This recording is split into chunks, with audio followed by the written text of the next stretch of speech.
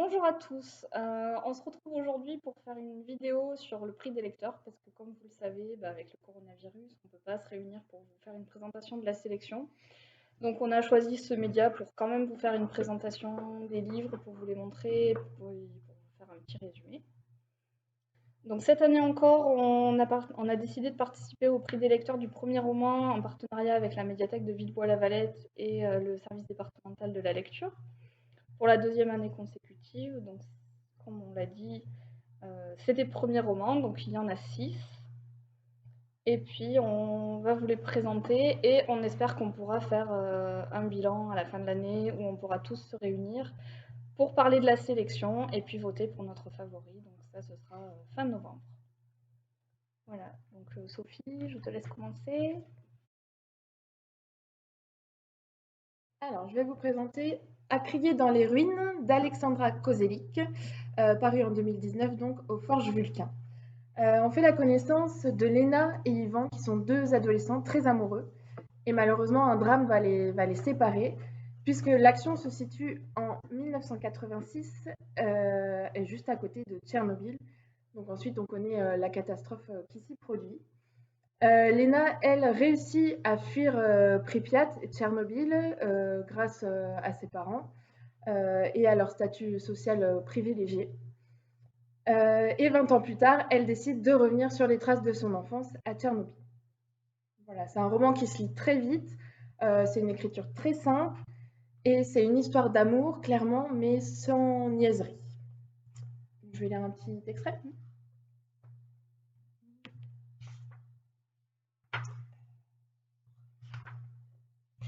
Lena naquit dans un hôpital soviétique de Pripyat en 1973. Ses parents, d'éminents scientifiques, s'étaient installés dans cette nouvelle ville créée pour loger les employés de la centrale. Située à 10 km de Tchernobyl, Pripyat était bordée de forêts et offrait à ses habitants un confort unique. Jusqu'à ses 6 ans, Lena passa ses journées chez ses grands-parents.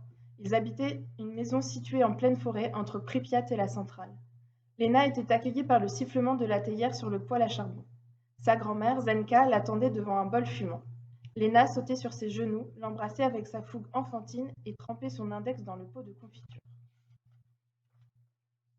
À l'arrivée des beaux jours, l'après-midi était réservé au parc. L'observation de la nature charmait Lena. Elle portait sur le monde un regard neuf, comme seuls les enfants savent le faire. La petite assimila la marche à l'ombre des saules, les arbres furent ses compagnons d'apprentissage. Dans ce parc, un jour d'avril 1976, Lena fit la connaissance d'un garçon du même âge qu'elle, Ivan. Ils avaient tout juste une lune d'écart. Un échange de seaux et de pelles scella leur amitié. À la langue russe parlée à l'école et à l'ukrainien parlé à la maison, ils ajoutèrent une troisième langue connue de seuls. D'un regard, ils se comprenaient, ils érigèrent un monde dont ils étaient les deux seuls habitants. Un jour, Ivan lui banda les yeux. Fais-moi confiance, suis ma voix, marche dans mes pas. Quand il lui enleva son foulard rouge, Léna découvrit leur cachette. Là, dans leur arche végétale, à l'abri de tous, Ivan l'embrassa sur le front, comme le font les enfants de 6 ans, sur sa pommette gauche. Cet après-midi-là, ils tracèrent dans la terre les courbes d'un alphabet nouveau.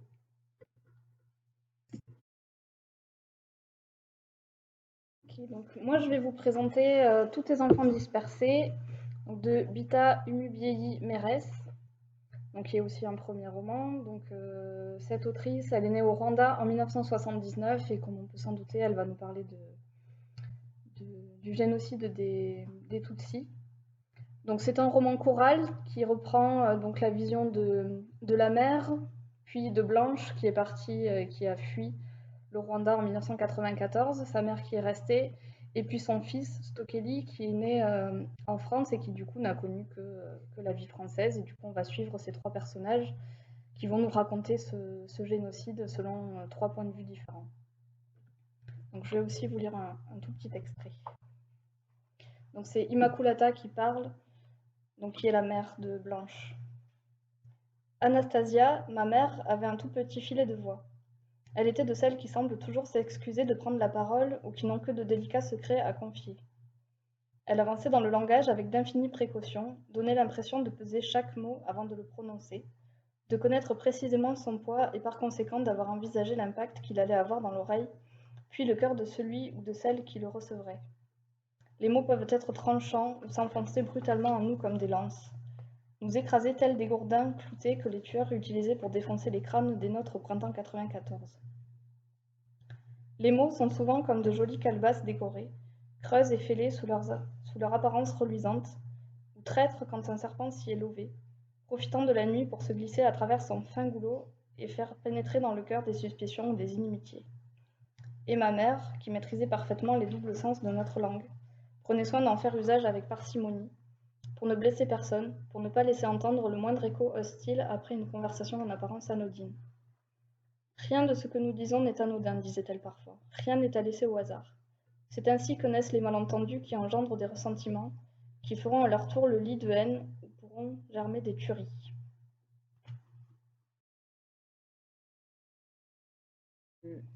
Moi, je vais vous parler donc de l'imprudence de Lu Huifang. Lu Huifang est auteure de bandes dessinées, de romans graphiques. Elle est née au Laos, elle vit en France, où elle a suivi des études de lettres, de cinéma. Elle est aussi scénariste, réalisatrice. L'imprudence est son premier roman, un premier roman audacieux, d'une écriture sans tabou. Ce livre nous parle d'existence, d'identité. La narratrice, héroïne du roman, trop jeune pour se souvenir de son année au Laos, tente de comprendre le sens de sa vie. De retour dans son pays natal, pour l'enterrement de sa grand-mère, accompagnée de son frère, de sa mère, la narratrice doit se réapprendre. Elle découvre les liens profonds qui l'unissent à sa famille. J'ai été charmée par le délicat, poétique et sensoriel, par le climat poétique et sensoriel de son récit, explorant l'intime. Son roman est un chant d'amour, vibrant d'émotion pour son frère, jeune homme fragile et replié sur lui-même, qui semble être toute son opposé. Nous découvrons aussi de façon pudique les liens et connivences avec son grand-père, au fil des pages. Père figure maîtresse dans sa quête d'identité. Au bout de sa cour, son roman donc est sensuel, délicat. Il révèle aussi le corps comme territoire de liberté. Je vais vous lire un extrait. Au bout de la course, longue de 18 heures, j'étire le fleuve. À coups redoublés, il lèche les rives charnues, offertes à ses assauts. Il me semble que c'est moi que je regarde. Moi, retourné comme un gant. Le paysage à l'intérieur de moi, déployé à perte de vue. Voici l'influx qui traverse ma chair et m'entraîne là où peut s'accomplir ma jouissance. Je le contemple. Il court sous ma peau. Sur la rive thaïlandaise, la foule afflue vers l'embarcadère, tous ces gens piétinant mon intimité.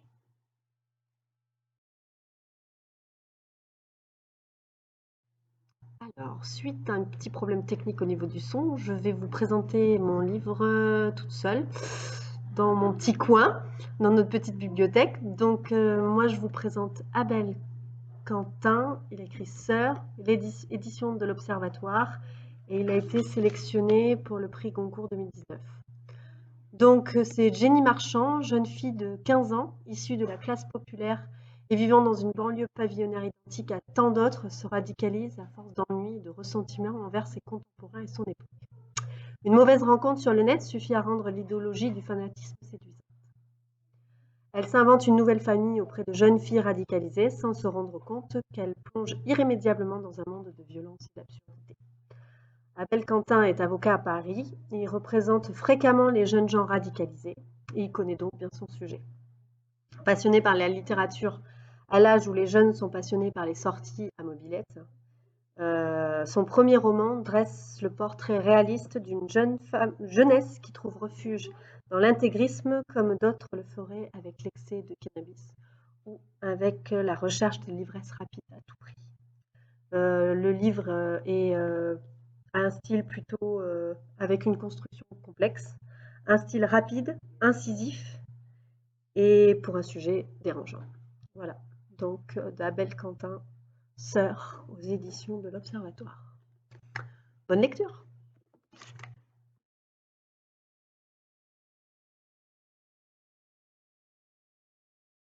Alors, Sale gosse de Mathieu Palin, paru chez l'Iconoclaste. Donc Louise est une jeune femme perdue à qui on retire très rapidement la garde de son bébé Wilfried. Le garçon est placé dans une famille d'accueil aimante et jusqu'à ses 15 ans, tout se passe bien. Il a un grand amour pour le foot. Mais voilà, ne sachant ni qui il est ni d'où il vient, sa rage explose et il sombre petit à petit dans la délinquance. C'est là qu'il rencontre Nina, une éducatrice de la protection judiciaire de la jeunesse, et un lien particulier se noue entre ces deux personnages. Alors, l'extrait. Louise Desson n'avait jamais été au point sur la contraception. Elle voyait les capotes comme un luxe et personne n'avait pris le temps de lui expliquer la pilule. De toute manière, elle était si maigre qu'elle n'avait plus de règles. Elles sont revenues à l'hôpital après 4 mois de soins. Le jour de la sortie, Louise s'était retrouvée sur le trottoir, ses affaires roulées en boule dans un sac poubelle. Elle n'avait pas d'argent, pas d'amis, elle était triste et tentée par le produit. Le premier bar fit l'affaire. Un Antillais lui paya un verre, un homme gentil. Elle pense que c'est lui, le père de Wilfried. En la voyant, seule le jour de l'accouchement, la réceptionniste de la maternité lui demanda si c'était un sous-X. Si c'est le cas, il y a des papiers à signer. Tenez, ça dit que vous acceptez qu'on vous enlève l'enfant immédiatement. Les contractions se rapprochaient, Louise ne comprit pas la question. En salle de travail, la sage-femme mit le nouveau-né sur son ventre et les laissa seuls un moment. Louise parla au bébé, palpa, explora son petit corps du bout des doigts. Elle l'appela Wilfried, comme si elle avait toujours su que son fils l'appellerait comme ça. « Comment va l'enfant » demanda Nathalie. « Très bien, dit Roman. C'est un petit métis avec des frisettes et de belles joues à bisous. Ses courbes de poids et de taille sont dans la norme. Il sourit, il est calme, il ne montre pas de signe de manque. C'est déjà énorme. » Silencieuse depuis le début, Sandrine, éducatrice, elle aussi intervint. « Attendez, on fait comme si c'était rien, mais il y a bien eu un viol. » Marc acquiesça. « Oui, quand elle avait 16 ans. Et c'est à 16 ans qu'elle se met à déconner, non ? Ça avait déjà bien commencé, mais ça dégénère à partir de 1995. Elle a porté plainte à l'époque, l'affaire a été classée faute de preuves. » Elle vit de quoi, poursuivit Sandrine. Laurence, l'assistante sociale, attrapa une feuille sous son carnet de notes. « Alors, madame est titulaire du RMI couple pour 4 325 francs. La famille doit s'acquitter de 300 francs de loyer résiduel. » « Comment ça, la famille ?» s'étonna Teddy. « Je croyais qu'on ne connaissait pas le père. » « Oui, alors c'est là qu'on aborde l'autre problème, dit Marc. Madame s'est mise en ménage peu de temps après la naissance de Wilfried avec un homme qui s'est empressé de se faire coffrer pour de la récidive de délit routier. Il est sorti il y a 2 mois et ils vivent maintenant à 3 dans son appartement. L'information préoccupante vient des voisins. Ils disent que l'enfant pleure toute la journée, que le couple n'arrête pas de s'engueuler et que monsieur a tendance à devenir agressif quand il est alcoolisé. Madame a retiré sa plainte, mais elle est allée chez les flics il y a 3 semaines pour des violences. Donc voilà, quand on rajoute les toxiques, on peut s'interroger sur un placement.